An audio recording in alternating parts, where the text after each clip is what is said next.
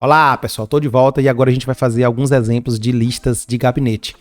O raciocínio de criação de lista de gabinete é idêntico ao de secretaria, né? O que muda são as tarefas que vão ser incluídas ou excluídas. E aí eu convido vocês a assistir o vídeo anterior.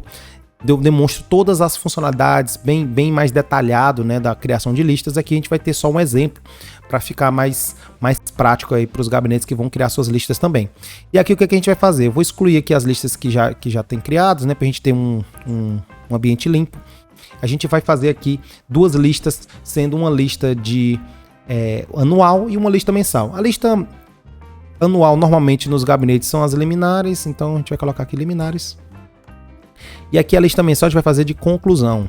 Mas vocês podem fazer, por exemplo, no caso do primeiro grau, uma lista para despacho, decisão, sentença. No caso do segundo grau, que é o nosso caso aqui, a gente pode fazer uma lista para admissibilidade, para decisões, para votos. Então, o nome da lista não vai fazer tanta diferença, não. O que vai fazer diferença é as tarefas que você vai escolher para compor aquela lista.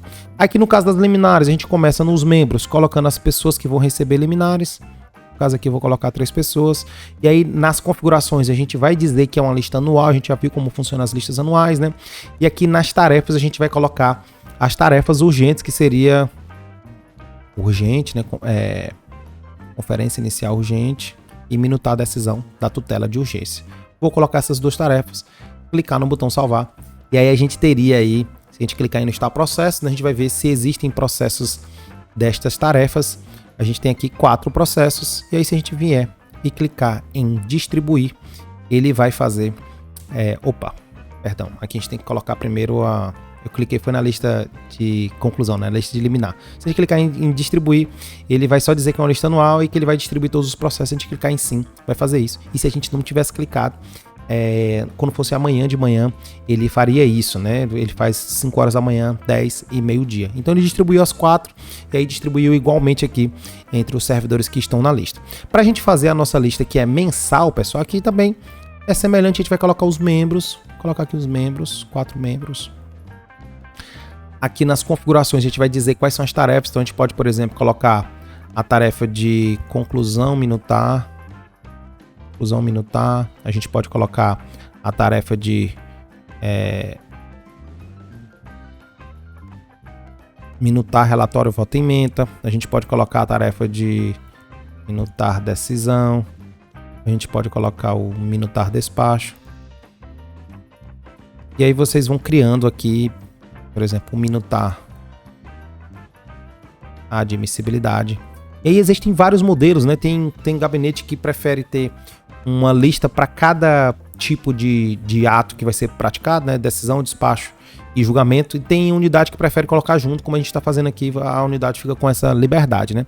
Então, feita aqui a lista de conclusão, pessoal, vai valer as mesmas observações que a gente fez lá para a secretaria, né? Então aqui a gente tem a questão das metas, né? As metas você vai colocar a quantidade por dia, ele vai fazer a multiplicação. Se tiver peso, ele vai interferir o peso exatamente nesse momento. Então é importante que antes da distribuição, todas as férias, as folgas, os afastamentos estejam cadastrados, os feriados cadastrados e também a questão dos pesos, né? Então aqui a gente está fazendo bastante rápido, só para ficar o exemplo, mas é importante que vocês, no momento da distribuição, já façam toda essa definição. Eu vou colocar aqui uma meta de 5 processos por dia, só para a gente ver o que vai ocorrer, né? Quantos processos tem disponível, vamos botar aqui em próximo. E aí nesse momento ele vai fazer, como a gente já sabe, né? Essa ida lá no PJE, vai buscar os processos, vai trazer aqui para permitir que a gente possa fazer a distribuição. E aqui, pessoal, a gente tem novamente aquela questão de ter o tipo de distribuição, né? Eu posso fazer a distribuição automática, que seria a distribuição aqui que é padrão do MAAT, ou posso desligar e fazer a distribuição material. Então aqui vale a mesma observação. Quando a gente faz a distribuição material, a gente tem um risco de ter processos mais antigos que não foram distribuídos porque não se encaixam nas matérias que a gente selecionou. E aí a sugestão é fazer sempre uma distribuição parte pela matéria e parte temporal. Ou, se for possível, fazer toda temporal, porque aí você está sempre pegando os mais antigos. Nessa distribuição temporal, a gente tem a observação dessa questão da ordem cronológica. Qual ordem cronológica nós estamos seguindo? Se é a ordem cronológica que a gente está mais habituado, que é a ordem cronológica desde a última movimentação e a última tarefa do processo, ou se é a ordem cronológica desde a data da distribuição do processo. Então essa área aqui, ela permite que você faça a distribuição meio a meio, né? Parte por uma razão e parte por outra. E aí você vai ter essa questão aqui do processo mais antigo que vai deixar de ser distribuído. Então nesse caso, se a gente colocar 3070, o processo mais antigo pela data da tarefa ou pela data da última movimentação já vai ser do ano de 2024, de fevereiro deste ano. E o processo mais antigo pela data da distribuição, aqui no caso vai ser 2021. Então, se a gente zerar aqui e fizer tudo pela tarefa, olha só, vai ter um processo que tramita desde o ano de 96 que não vai ser distribuído. Então, é muito importante que a unidade ela escolha um percentual que não tem um percentual correto, né?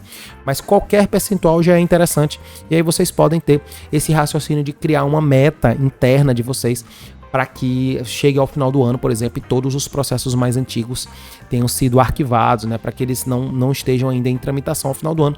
Nesse exemplo aqui de 50-50, a gente vai ter uma paralisação de 82 dias na tarefa, mas o nosso processo mais antigo já vai ser do ano de 2022.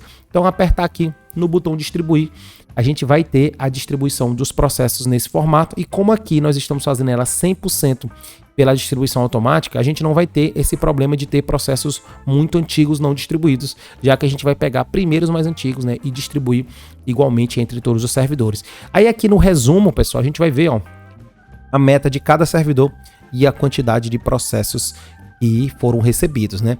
E aí, em relação aqui a essa questão do mês anterior, o que é que vai ocorrer?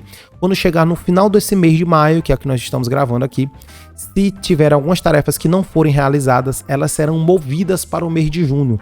E esses processos movidos, eles não vão contar na próxima meta. Então, imagine que se esse cenário se repetir, se a minha meta do próximo mês for 50 processos e eu deixar 10 aqui por fazer, em junho eu vou receber 50 novos processos de junho e os 10 processos que eu deixei de fazer em maio. No total eu vou ter 60 processos. Esse foi o critério que a gente criou aqui para incentivar, né, para motivar os servidores a fazerem as suas tarefas. Bom, pessoal, então essa aqui é a criação de listas, exemplos de gabinete, e a gente se encontra então no próximo vídeo. Até mais!